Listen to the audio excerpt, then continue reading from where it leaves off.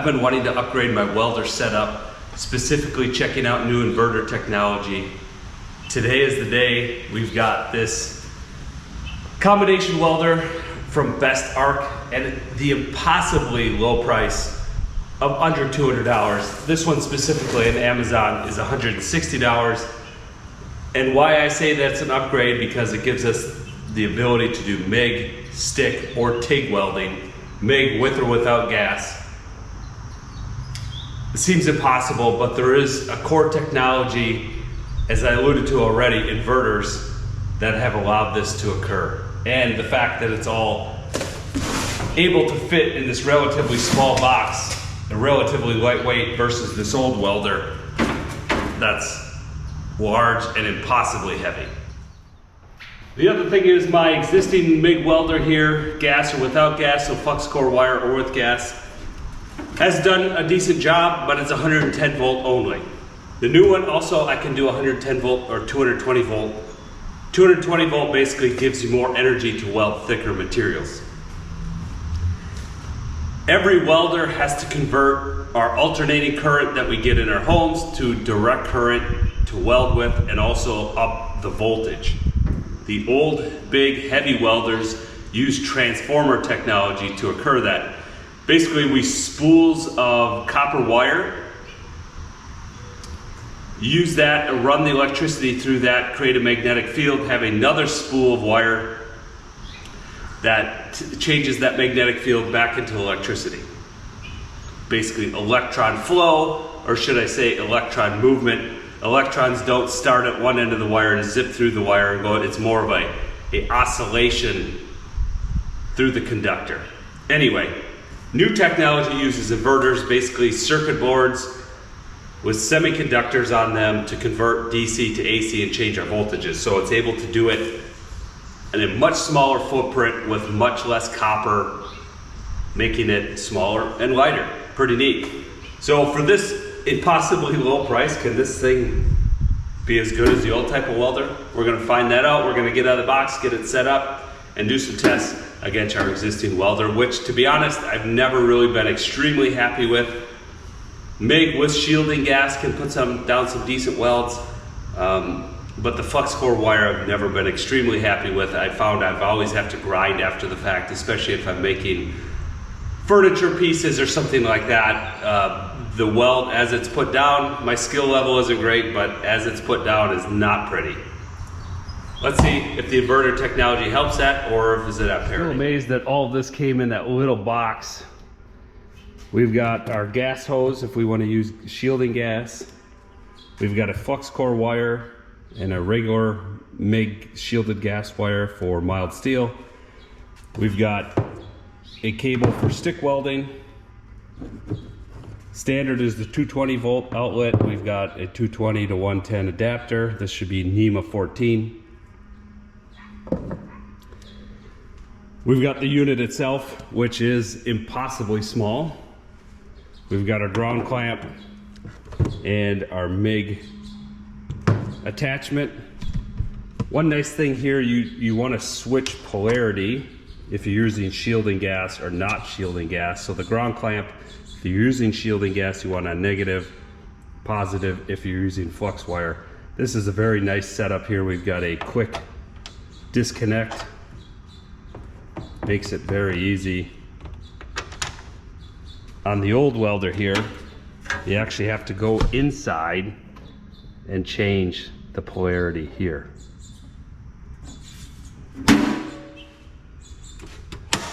If we open up the welder, nice hinge top. We've got a little cheat sheet here on polarity and what setup you need for different types of metals and wires and welding methods. This is cool too. Here's the feed mechanism. So comes with different size wires. The flux core wire is 1 millimeter. The regular wire is 0.8. So you need to swap out this roller, 1 or 0.8. It actually comes with another roller here, your welding tips, and a little wrench for the welding tips. But this is really easy to change out.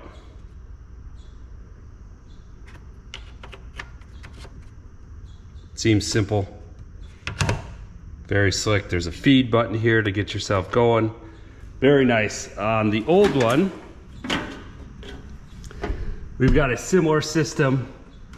Here's the feed system, the roller, and I've had issues. The one issue I've had with this welder is the feed system and the wire getting bunched up in here like fishing line that gets strung up and having to cut it off and refeed it and all that. So I'm hoping that's better on the new one. And I believe that's why there's no wire on here, because last time I was using it, I got a bunch up there and I got frustrated and just pulled it all out and set it aside for the time being. Oh yeah. We're going to start out with the flux core wire because that's what most of us want to use. It's the most convenient instead of having to go exchange bottles or get your bottles refilled. And it can be shockingly expensive if you don't find a good welding. If you could just go to a ARC, you know, they don't want to deal with the one-off bottles from at-home users like us, where every year or something you get it filled. They're dealing business to business. And sometimes it can be upwards of $100 or something just to get a little bottle filled. So this flux core wire is much more convenient, and it's a little more challenging to make a good weld, as I said. So I think this will be the best one to test and compare between the two. Feed system's pretty simple.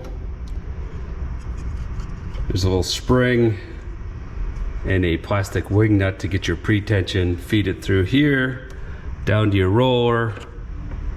Close that up. You can adjust the tension on the roller or the compression with the turn of this knob. And we should be ready to feed the wire.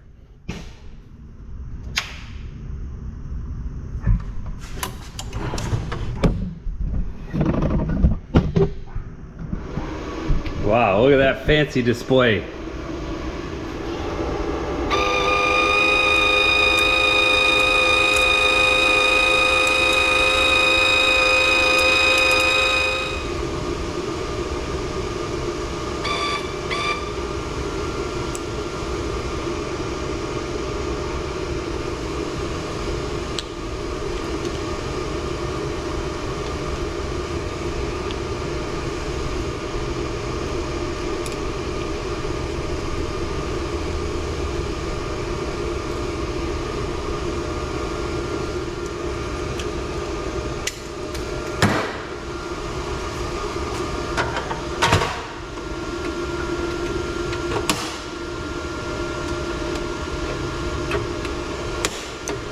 They're pretty easy setup. We're ready to go.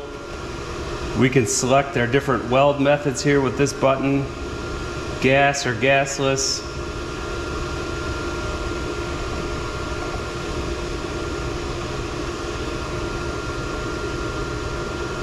This controls our voltage and our feed rate, it looks like. Or this controls our amps and our voltage. And we got our different wire diameters. We're our 1 millimeter, so that is 40 thou. So you can see it changes our set points automatically. And so as we get thicker material, we'll want more energy. You go to the plus side, less. This is a really cool setup. If it works, which I'm pretty hopeful. Very cool. Now it's time to go to my old welder and get that wire fed.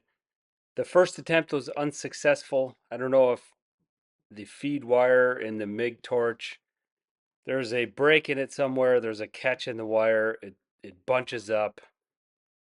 Very frustrating. Anyway, second attempt, I got the wire through it and ready to do a comparison. I've got 1/8 inch bar stock prepped. We're gonna just do a simple butt weld. Starting. All right, that second one's a little bit better, but still pretty ugly. Try to lower my feed rate.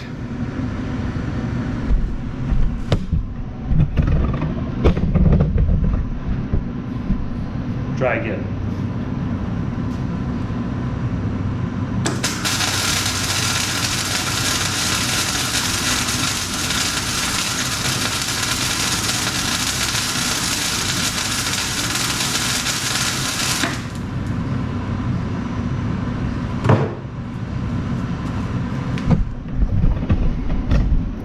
Okay, that was much better. Had to go to a lower feed rate. Again, on 110 volt, this is a pretty low power unit, so this is pushing the limit of what this can do at 1/8 inch bar stock.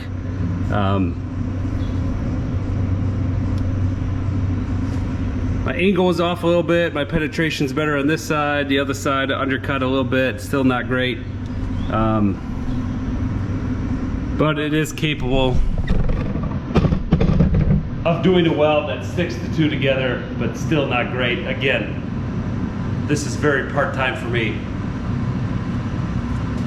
Let's go to the other welder, see how that is, if we can, with those auto settings, if it is easier to use. I'm gonna go right away to max power since we're on 110 volt. We're set up good.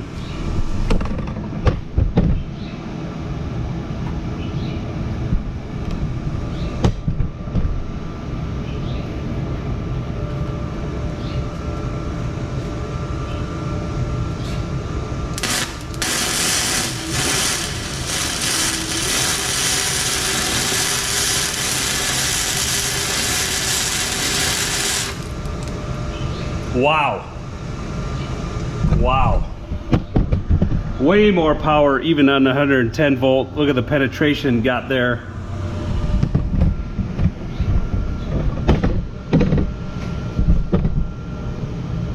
And just it's hard to describe the crispness or the steadiness of the arc. There's way less popping. I'm extremely impressed, especially for the price point of this thing. If you're a professional, you probably want to spend more, but I just checked out, I was at a local store. Hobart welders of the same type are $400 or $500. This thing's under $200, and that's a pretty incredible weld. I'm actually going to dial back the power a little bit, because I was getting a bit too much penetration. Wow.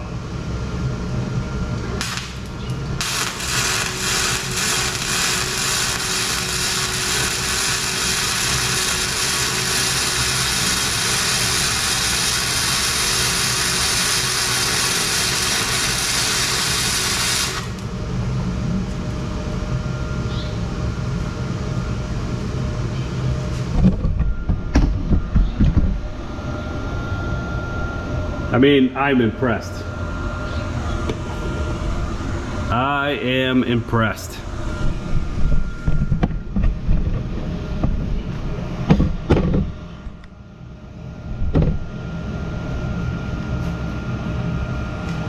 So I'm extremely impressed. Bestarc did reach out to me and asked me if I wanted to try out this welder, so they shipped me one for free. But again, if it didn't perform or I didn't like it, I would just not make a video, or I'd tell you the truth that it's not very good, but it is exceptional, especially at this price point. My other welder, that Firepower, was probably $400 or $500 15 years ago. This thing is less than $200 in outperformance and outperforms it hand over fist, even at 110 volts. So at 220 volt, it's even gonna have more power. Inverter technology is incredible.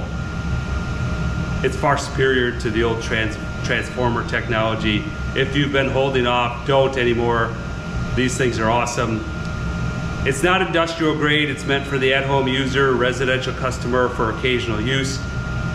If you're a professional, clearly you're gonna go to a more expensive one where the components are heavier duty, things won't break on you. But for me, this thing is a perfect fit at an incredible price point. If you enjoyed this video, subscribe to my channel, best way to see future ones. Thanks for watching. Adios.